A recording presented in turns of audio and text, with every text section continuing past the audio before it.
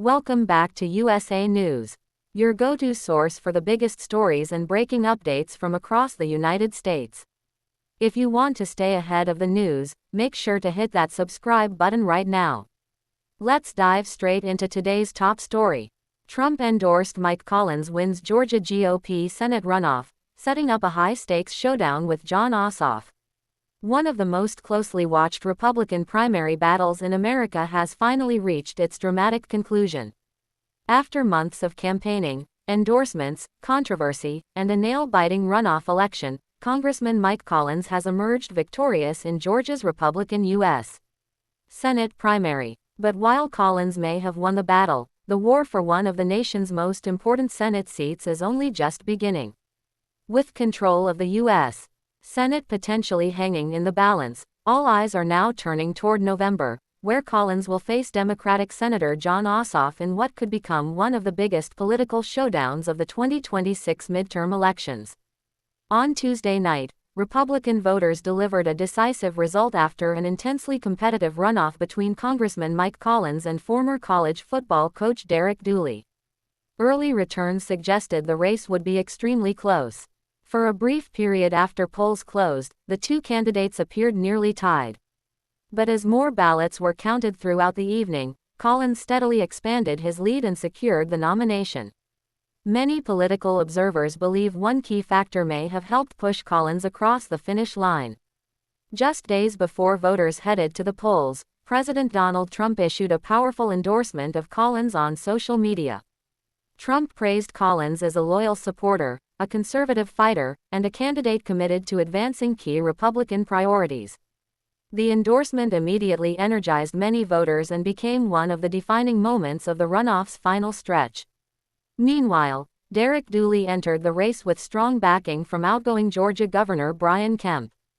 Dooley's campaign had surprised many analysts by making a late surge into the runoff after initially trailing other candidates during the primary season. However, questions surrounding a reported pay-to-play controversy connected to political allies of Kemp continued to generate headlines throughout the campaign. In the end, Republican voters chose Collins to carry the party's banner into the general election. The victory now sets up a major battle against Democratic Senator Jon Ossoff. Ossoff wasted little time responding to Collins' win. In a sharply worded statement, the Democratic senator criticized Collins and accused him of representing what he described as the worst aspects of Washington politics. Ossoff has consistently centered his campaign around anti-corruption messaging, portraying both Collins and Dooley as political insiders.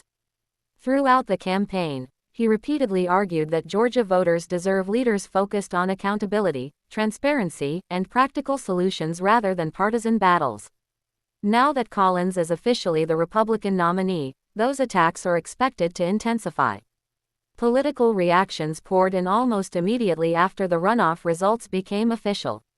Republican supporters celebrated Collins' victory, pointing to Trump's endorsement as proof of his continued influence within the party.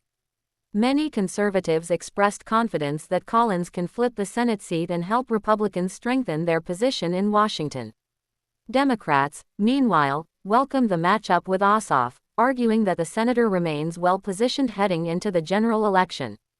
Political strategists from both parties are already describing the race as one of the most important contests in the country.